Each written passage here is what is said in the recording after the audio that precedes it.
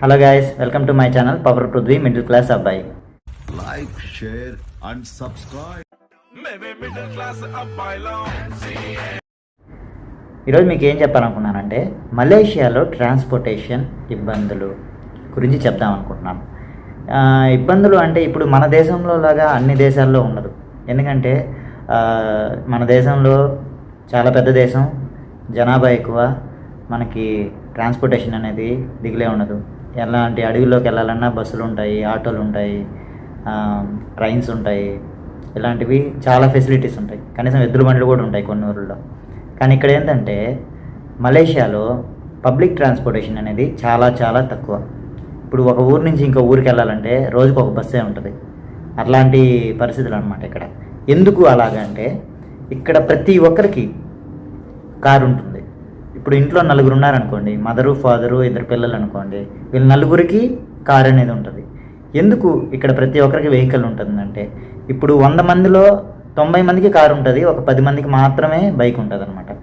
ఎందుకు ఇలాగా అని అంటే మలేషియాలో పెట్రోల్ రేటు చాలా చీప్ అనమాట. చీప్ అంటే ఎంతంటే మన ఊర్లో లీటర్ 110-120 రూపాయలు అయితే మలేషియా మనీని మన రూపీస్లో కన్వర్ట్ చేసి చెప్పాలంటే ఇక్కడ లీటర్ పెట్రోలు 36 రూపాయలు. అవును, మీరు వింటుందా నిజమే. 36 రూపాయలతో మనకు ఒక లీటర్ పెట్రోల్ వస్తుంది. కనీసం అందుకనేసి ఇక్కడ ఏంటంటే మన దేశంలో పెట్రోల్ రేటు ఇంపోర్ట్ చేసుకుంటారన్నమాట. ఇలాంటి దుబాయ్, మలేషియా, సింగపూరు ఇలాంటి దేశాల నుంచి మన ఇండియాకి ఇంపోర్ట్ చేసుకుంటారు. ఆ ఇంపోర్ట్ చేసుకోవడం వల్ల మనకి కాస్ట్ అనేది మన దేశంలో అలా ఉంటుంది. ఎందుకంటే మన దేశంలో పెట్రోల్ తయారవ్వదు. సో ఇక్కడ తయారవుతుంది కాబట్టి ఇక్కడి నుంచి అక్కడికి వాళ్ళు ఇంపోర్ట్ చేసుకుంటారు అనమాట. వీళ్ళు ఎక్స్పోర్ట్ చేస్తారు, మన భారతీయులు ఇంపోర్ట్ చేసుకొని దాన్ని మన దగ్గరకు వచ్చేకాలకి అది 110 రూపాయలు 120 రూపాయలు అయిపోతుంది అనమాట. కానీ ఇక్కడ ఎందుకు 36 రూపీస్ అంటే ఇక్కడే తయారవుతుంది కాబట్టి సో వీళ్ళకి తక్కువ రేటుకి దొరుకుతుంది. కానీ ఇక్కడ ఉండే జనాలకి అదే ఎక్కువ రేట్ అంటారు. అది పరిస్థితి ఇక్కడ. ఎందుకంటే ఇక్కడ పెట్రోల్ తయారవుతుంది కదా, వాళ్ళకి 16 రూపాయలకి 18 రూపాయలకి ఇవ్వచ్చు కదా అనేసి అంటారు. కానీ మనలాంటి వాళ్ళు ఇక్కడికి వచ్చారంటే అది చాలా చీపు. ఇప్పుడు మనం చెన్నై ఎయిర్పోర్ట్ నుంచి నెల్లూరుకి వెళ్ళాలంటే కనీసం మనకి క్యాబ్ ఖర్చులకి 5,000 నుంచి 6,000 దాకా ఉంటుంది. కానీ ఇక్కడ ఏంటంటే మనకి 1,000 రూపాయల్లోనే క్యాబ్ వచ్చేస్తుంది అనమాట. సో ఇక్కడ వాళ్ళకి అది ఎక్స్పెన్సివ్, అంటే ఎక్కువ రేట్ అనమాట. కానీ మనలాంటి వాళ్ళకి మాత్రము ఇది చాలా తక్కువ అనమాట. ఎందుకంటే వీళ్ళు కానీ వచ్చి మన దేశంలో వచ్చి ట్రావెల్ చేశారంటే అప్పుడు వాసిపోద్ది వీళ్ళకి. సో అందుకనేసి ఇక్కడ ప్రతి ఒక్కరికి కారు ఉంటుంది, ఓకేనా. బైక్స్ అనేది చాలా తక్కువ. ఎవడో లేనోడు అలాంటి వాళ్ళు కొనుక్కుంటారనమాట. కానీ ఇక్కడ ప్రతి ఒక్కరికి కారు ఉంటుంది. తర్వాత ట్రాన్స్పోర్టేషన్, పబ్లిక్ ట్రాన్స్పోర్టేషన్ అనేది చాలా తక్కువ. మెట్రో ఉంటుంది, హై క్లాస్ మెట్రో ఉంటుంది. నెక్స్ట్ అలాగే మనకి ట్రైన్స్ కూడా ఉంటుంది. కానీ ట్రైన్స్ కూడా అన్ని ఏరియాలకు ఉండవు, కొన్ని ఏరియాలకి మాత్రమే పరిమితం. నెక్స్ట్ బస్సులు ఉంటాయి, లోకల్ సిటీ బస్సులు. అంటే సిటీ బస్సులు అంటే ఇప్పుడు మన ఊర్లో నెల్లూరు సిటీలోనే చూసుకుంటే ప్రతి 15 నిమిషాలకి ప్రతి అరగంటకి ఒక బస్సు ఉంటుంది అనుకోండి, ఫర్ ఎగ్జాంపుల్. కానీ ఇక్కడ ఏంటంటే 1 గంటకి 2 గంటలకు ఒక బస్సు అలా ఉంటుందన్నమాట. అది కూడా అన్ని ఏరియాలకి వెళ్తాం అనేది గ్యారెంటీ లేదు. అందుకనేసి ఏంటంటే ఇక్కడ ఉండే ప్రజలు ప్రతి ఒక్కరూ ఓన్ ట్రాన్స్పోర్టేషన్ మీద డిపెండ్ అయి ఉంటారు. ఓన్ ట్రాన్స్పోర్టేషన్ అంటే బైకో, కారు అలాంటి వాటి మీద డిపెండ్ అయి ఉంటారు అనమాట. కారు లేనిదే బయట అడుగు పెట్టరు వీళ్ళు. ప్రతి చిన్నదానికి కూడా కారు వేసుకుని తిరుగుతారు. కానీ ఇక్కడ సిటీలో రోడ్స్ ఏంటంటే ఒక్క దగ్గరికి వెళ్ళాలంటే ఇక్కడి నుంచి అక్కడికి వెళ్ళాలంటే నువ్వు చుట్టూ ఒక 5 కిలోమీటర్స్ తిరుక్కొని రావాల్సి వస్తుంది. అదొక ప్రాబ్లం. కానీ నాలాంటి వాడు ఏం చేస్తున్నానంటే ఎవడూ లేని చోట రోడ్ దాటుకొని వెళ్ళిపోతున్నాను. అది ఎవరు చెప్పట్లేదు. సో ఇప్పుడు మ్యాటర్ ఏంటంటే నేను ఇక్కడికి వచ్చేసాను కదా మలేషియాకి. ఇప్పుడు నేను పబ్లిక్ ట్రాన్స్పోర్టేషన్ మీద డిపెండ్ అయ్యి వచ్చానని మీరు అనుకోవద్దు. ఎందుకంటే నేను ముందుగానే ఇండియాలో ఉన్నప్పుడే మలేషియా సిచ్యువేషన్ ఏంటో నేను మొత్తం గూగుల్లో సెర్చ్ చేసి అందుకని నేను ఒక ప్లాన్ వేసుకున్నాను. ముందుగానే ఒక ప్లాన్ వేసుకున్నాను. ఆ ప్లాన్ ప్రకారంగానే ఇక్కడికి వచ్చాక ఖచ్చితంగా ఒక వెహికల్ తీసుకోవాలి అనేసి ఫిక్స్ అయ్యాను. వెహికల్ అంటే పెద్దది ఎక్స్పెక్ట్ చేయొద్దు, ఎందుకంటే కారు కొనేంత స్థితి స్తోమత మనకి లేదు. ఇన్ కేసు మనం ఇప్పుడు కారు కొన్నాం అనుకో, ఒక 2 years తర్వాత మనం ఇండియాకి వెళ్ళిపోవాలని అనుకుంటే ఆ కారు మళ్ళీ వేస్ట్ అయిపోద్ది. మళ్ళీ సెకండ్ హ్యాండ్కి అమ్మేసి రావాలి, అది మనకి లాసు. మా మేనేజరు అలాగే మా ఆఫీస్లో వాళ్ళు నాకు ఏ సలహా ఇచ్చారంటే, నువ్వు కారు తీసుకో, రెంట్కి తీసుకో, నెల రెంట్ పే చేసుకో. ఇక్కడ పెట్రోల్ ఎలాగో చీపు, నీకు సరిపోతుంది అలాగా అనేసి నా సలహా ఇచ్చారు. మన స్థితికి మనం ఇంటి దగ్గర ఉన్నప్పుడు సైకిల్ దొక్కేవాళ్ళమే, మహా అంటే బైకు, ఇంతవరకు ఒక సొంత బైక్ కూడా లేదు నాకు. సో ఎందుకు మనకు అవసరం ఈ కారు? ఇప్పుడు కారుకి నెలకి 18,000 రెంటు, ఓన్లీ కార్కే, ఫ్యూయల్ కాదు, ఫ్యూయల్ అంటే పెట్రోల్ కాకుండా ఓన్లీ కారుకి మాత్రమే 18,000 నుంచి 20,000 దాకా నేను నెల పే చేయాలి. దాని బదులు నేను 1,00,000 రూపాయలు పెట్టి బైక్ కొనేస్తే మనకే సొంతంగా ఉండిపోద్ది కదా అనే ఆలోచనకు వచ్చాను అనమాట. అప్పుడు నాకు అనిపించింది ఏ బైక్ కొందాం అనేసి నేను ఇండియాలో ఉన్నప్పుడు బాగా సెర్చ్ చేసి ఒకటి ఫైనల్ చేశాను. సో ఇలాంటిదైతే బాగుంటుందని. అదేంటంటే స్కూటీ అనుకున్నా. ఎందుకు స్కూటీ అంటే ఇన్ కేసు మా ఫ్యామిలీ మెంబర్స్ ఇక్కడికి వచ్చినా కూడా, ఇక్కడ సెటిల్ అయితే ఇన్ కేసు ఫ్యూచర్లో, అప్పుడు ఆ స్కూటీని మా మిస్సెస్ యూజ్ చేసుకునేలాగా, అలాగే నేను ఏదైనా కారు కొనుక్కునేలాగా ప్లాన్ చేసుకున్నాను అనమాట. కార్ అంటే ఇంకా ఖచ్చితంగా ఫ్యామిలీ ఉంటే కారు ఖచ్చితంగా ఉండాలి. ఎందుకంటే పిల్లలకి హెల్మెట్ తీసుకొని హెల్మెట్ పెట్టి వెళ్ళలేము. ఎందుకంటే ఖచ్చితంగా ఇక్కడ హెల్మెట్ ఉండాలి. నువ్వు స్కూటీ ఇదో బైక్ తీస్తున్నావు అంటే బయటికి ఖచ్చితంగా హెల్మెట్ లేకుండా నువ్వు బండి నడపలేవు అనమాట. అంత స్ట్రిక్ట్గా ఉంటుంది. నెక్స్ట్ వచ్చేసి పిల్లలకి హెల్మెట్ పెట్టుకొని తీసుకెళ్ళడం అది కరెక్ట్ కాదు కదా, వాళ్ళు హెల్మెట్ మోయడానికే పడిపోతారు చిన్న పిల్లలు. అందుకని ఏంటంటే ఖచ్చితంగా ఇక్కడ కార్ అనేది ఉండాలి. సో ఈ స్కూటీ కొనుక్కుంటే మనం ఇద్దరు యూజ్ చేసుకోవచ్చు, ప్లస్ అలాగే కారు ఉంటే మన ఫ్యామిలీతో బయటికి వెళ్ళేప్పుడు కారు యూజ్ చేసుకోవచ్చు అనే ఉద్దేశంతో ప్రస్తుతానికి ఒక స్కూటీ కొన్నా. సరే స్కూటీ కొనాలంటే దాన్ని ఎంత అది ఇదని సెర్చ్ చేశాను. మన ఇండియాలో ఉన్న కాస్ట్ లాగే ఇక్కడ కూడా ఉంది ఆల్మోస్ట్, ఏదో స్లైట్ డిఫరెన్స్ అంతే, కొంచెం ఎక్కువ ఇక్కడ. ఆ తర్వాత స్కూటీని సెలెక్ట్ చేసుకున్నాను. నేనే ఆన్లైన్లో సెర్చ్ చేసుకొని కొన్ని షాపులు తిరిగాను అనమాట. నేను ఒక్కడనే కొన్ని షాపులు తిరిగాను. మ్యాక్సిమం ట్రై చేస్తాను, నేను ఎవరి మీద డిపెండ్ అవ్వను. ఎందుకంటే మనకి ఆ దేవుడు ఎంతో కొంత నాలెడ్జ్ ఇచ్చాడు కాబట్టి, చదువుకున్నాం కాబట్టి తల్లిదండ్రులు పుణ్యం అని. సో దాన్ని మనం యూజ్ చేసుకొని మా ఫోను ల్యాప్టాప్స్ ఇవి ఉన్నాయి కదా వాటిలో సెర్చ్ చేసుకొని ఏ బైక్ అనేసి బైక్ షాపులు ఇవన్నీ గూగుల్ మ్యాప్ పెట్టుకొని ఆల్మోస్ట్ తిరిగేసాను అనమాట.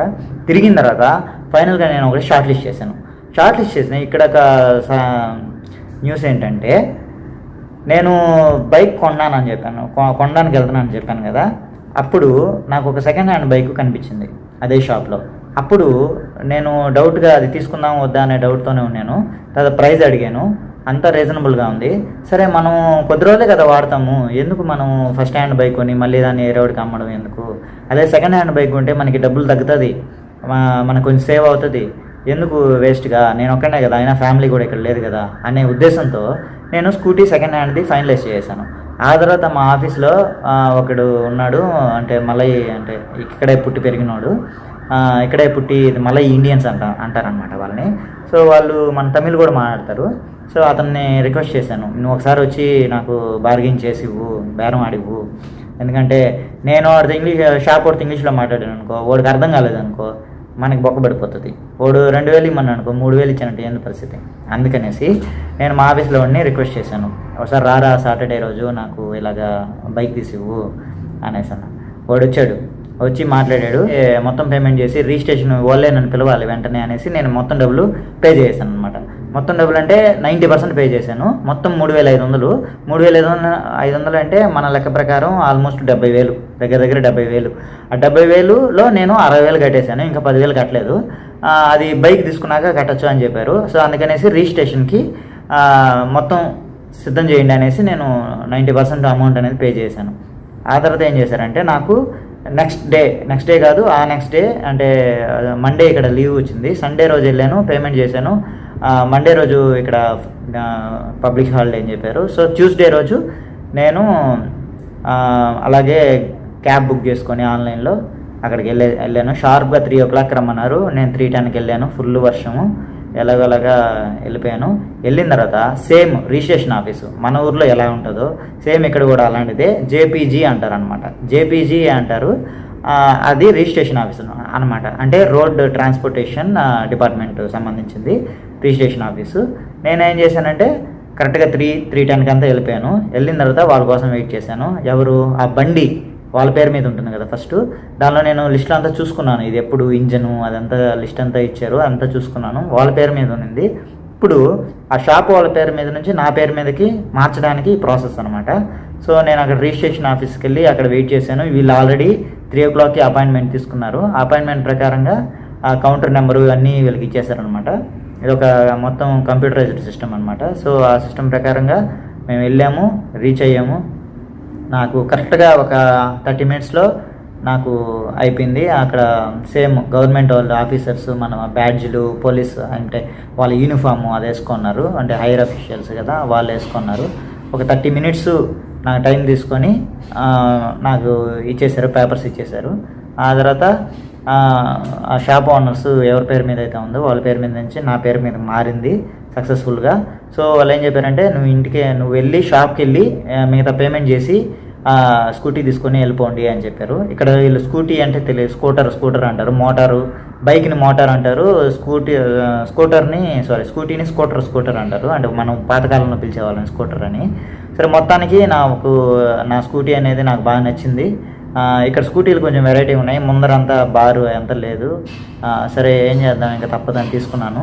మొత్తానికి నాకైతే ఒకసారి తోలు చూడమన్నారు, తోలు చూశాను, బాగుంది కూడా.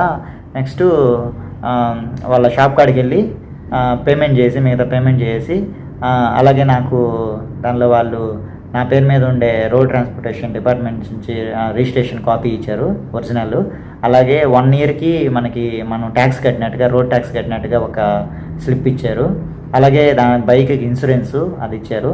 నెక్స్ట్ ఇక్కడ ఇంపార్టెంట్ పాయింట్ ఏంటంటే బైక్, మనం ఫారినర్స్ కదా, వీళ్ళకి ఇప్పుడు బైక్ తీసుకోవడానికి ఏమేమి డాక్యుమెంట్స్ అవసరం అని అంటారు. అందుకని నేను అది గూగుల్లో సెర్చ్ చేసినప్పుడు నాకు కరెక్ట్గా ఇన్ఫర్మేషన్ ఇవ్వలేదు. అందుకని నేనేం చేశానంటే షాప్ కాడికి వెళ్ళి షాప్ వాళ్ళని అడిగాను. వాళ్ళు ఏం చెప్పారంటే ఓన్లీ నీ పాస్పోర్ట్ కాపీ అంటే పాస్పోర్ట్ జెరాక్స్ చాలు అని అన్నారు. పాస్పోర్ట్ జెరాక్స్ తీసుకున్నాను. ఇంకా డ్రైవింగ్ లైసెన్సు, ఇంకా కంపెనీ వాళ్ళు ఇచ్చిన ఎంప్లాయ్మెంట్ పాసు, ఈ వీసా ఇదంతా ఏమీ అడగలేదు. ఓన్లీ మన పాస్పోర్ట్ ఉంటే చాలు, ఈవెన్ ఫోటో కూడా అవసరం లేదు. ఇక్కడంతా ఒక సిస్టమ్ అంతా చాలా కొంచెం హై టెక్నాలజీ యూజ్ చేస్తున్నారు. ఏంటంటే రిజిస్ట్రేషన్ ఆఫీస్కి వెళ్ళానా, రిజిస్ట్రేషన్ ఆఫీస్లో కెమెరా ఉంది, కెమెరాని చూడమన్నారు. 2 times ఇలాగా క్లిక్ చేయమన్నారు. అంటే మన కన్రెప్పల్ని 2 times ఇలా అంటే మనం క్యాప్చర్ చేస్తుంది అది. సో అది ఒక సెన్సార్ సిస్టమ్ లాగా, సెన్సార్ కెమెరా లాగా ఉందన్నమాట. చాలా బాగా నచ్చింది నాకు. అంతా ఓకే. సో పాస్పోర్ట్ ఇచ్చేసాను, బైక్ తీసుకున్నాను. ఇప్పుడు ఇక్కడ సరైన ట్విస్ట్ ఏంటంటే, ఇప్పుడు నాకు మా ఇంటి దగ్గర నుంచి వరదైపాలెంకి వెళ్ళడానికి, ఇంకేదైనా ఊరికి వెళ్ళడానికి నాకు సరిగ్గా దారి తెలియదు. అలాంటప్పుడే నేను మ్యాప్ పెట్టుకొని వెళ్తాను అనమాట. కనీసం ఒకసారి వెళ్ళిన తర్వాత రిటర్న్ వచ్చేటప్పుడు కూడా నేను దారులు మిస్ అయిపోతా. అదొక వీక్నెస్ నాకు. అందుకే నేనేం చేశానంటే ఇక్కడ మ్యాప్ లేకపోతే అడుగు కూడా వేయలేను ముందుకి. సో అందుకే నేనేం చేశానంటే ఖచ్చితంగా మనకి ఆ మొబైల్ హోల్డర్, అంటే బైక్కి ఇక్కడ పెట్టుకుంటారు కదా సైడ్లో, ఆ మొబైల్ హోల్డర్ అనేది ఖచ్చితంగా కొనాలి. అది కొనకపోతే నేను ఇంటికి కూడా వెళ్ళలేను. ఇప్పుడు మన ఊర్లో అయితే ఒక చేత్తో తోలుతూ ఒక చేత్తో మ్యాప్ పెట్టుకొని చూస్తా వెళ్ళిపోవచ్చు. కానీ ఇక్కడ అలా కాదు, ఖచ్చితంగా హెల్మెట్ ఉండాలి. ఈ సిటీలో ఒకే రోడ్కి 4-5 రోడ్లు లింక్ ఉంటుంది. నువ్వు ఏ రోడ్లో వెళ్ళాలంటే ఖచ్చితంగా నీకు మ్యాప్ ఉండాలి. సో మ్యాప్ లేకుండా నువ్వు అడుగు కూడా బయట పెట్టలేవు. అది కొత్తగా వచ్చిన వాళ్ళకైతే, ఈవెన్ మలేషియాలో పుట్టి పెరిగిన వాళ్ళు కూడా మ్యాప్ యూజ్ చేస్తున్నారు చాలా వరకు. అందుకనేసి ఏం చేశానంటే ఆ మొబైల్ హోల్డర్ కోసం ఎతికాను. అది దొరకపోతే నేను ఇంటికి పోయేదే లేదనేసి ఎతికాను. కొన్ని షాపులు ఎతికాను. మొత్తానికి ఒక దగ్గర దొరికింది. వాడు ఎక్కువ రేట్ చెప్పాడు, అయినా పర్లేదని చెప్పేసి తీసుకున్నాక మొబైల్ ఛార్జర్ కంపల్సరీగా ఉండాలి. ఎందుకంటే మధ్యలో మ్యాప్ ఆగిపోయింది అనుకో, నువ్వు ఇంకంతే, ఇంకెక్కడికి రాలేవు, ఆడే ఉండిపోతావు. అందుకనేసి ఏంటంటే మొబైల్ ఫుల్ ఛార్జింగ్ పెట్టుకున్నాను ముందుగానే. ఈ మొబైల్ హోల్డర్ తీసుకున్నాను, ఆ మొబైల్ హోల్డర్కి పెట్టాను, మ్యాప్ పెట్టాను, హెల్మెట్ పెట్టుకున్నాను, చలో అంతే. అలాగే హ్యాపీగా నేను ఇంటికి చేరిపోయాను అనమాట. ఇక్కడ ఇంటికి చేరిపోయేటప్పుడు కూడా నాకు ముందు రోజే ఒక టెన్షను. ఇంత పెద్ద అపార్ట్మెంట్ మనం ఎప్పుడు ఉండింది లేదు. ఎందుకంటే బైక్ పార్క్ చేయాలన్నా, కార్ పార్క్ చేయాలన్నా ఎలా వెళ్ళాలి రూటు, 2nd ఫ్లోర్లో parking, ground floor, 1st floor, 2nd floor ఇలాగ పార్కింగ్ ఉంటుంది.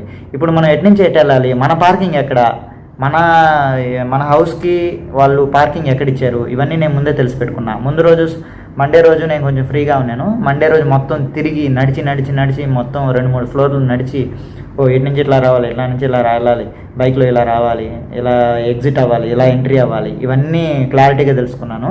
సో బైక్ దొరికిన వెంటనే నేరుగా తీసుకొచ్చి కరెక్ట్ ప్లేస్లో పెట్టాను. మొత్తానికి నా బైక్ అయితే తీసుకునేసాను. నెక్స్ట్ డే నుంచి నేను ఇంకా నాకు చాలా తగ్గిందనమాట. అంటే రోజు క్యాబ్లో వెళ్ళడం వేరు, ఇప్పుడు బైక్లో వెళ్ళడం వేరు కదా. ఇప్పుడు నేనేం చేశానంటే ఆ బైక్ తీసుకొచ్చి పెట్రోల్ కొట్టించుకున్నా. ఫస్ట్లో నేను చెప్పిన విధంగా పెట్రోల్ చాలా చీప్ అంటే చాలా చీప్ ఇక్కడ మనకి. సో అందుకే నేనేం చేశానంటే ఒక 7 రింగిట్స్ ఇచ్చాను అనమాట. 140 రూపాయలు 140 రూపాయలు ఇచ్చాను. 140 రూపాయలు ఇస్తే 4 లీటర్స్, అది 4 లీటర్స్ ఫుల్ అయిపోయింది. నా ట్యాంక్ ఫుల్ అయిపోయి కింద పోతుంది. సరే ఇక్కడ ఏం అర్థం కాలేదు. నేను ఫస్ట్ ఇంకో విషయం మీకు చెప్పాల్సింది ఏంటంటే, ఇక్కడ పెట్రోల్ బంకులు మనుషులు ఉండరు. పెట్రోల్ బంక్ దగ్గర మనకి బైక్లో పట్టడానికి మనుషులు ఉండరు. మనం ఏంటంటే మనమే చూసుకొని వెళ్ళి ఏది పెట్రోల్ ఏది డీజిల్ అని చూసుకొని పోయి, నేనేం చేశానంటే నా ముందు బైక్ వెళ్తుంది కదా, నేను పెట్రోల్ బంక్ ముందే ఆగున్నాను అనమాట. ఏ బైక్ ఏదైతే ముందు వెళ్తుందో ఆ బైక్ వెనకాలే వెళ్ళిపోతాం. వాడు పట్టుకున్నాక మనం పట్టుకుంటాము. అప్పుడు అది డీజిల్ పెట్రోల్ తెలుస్తుంది. నెక్స్ట్ అసలు ఎలా పట్టుకోవాలో తెలుస్తుంది అనేసి అన్నాను.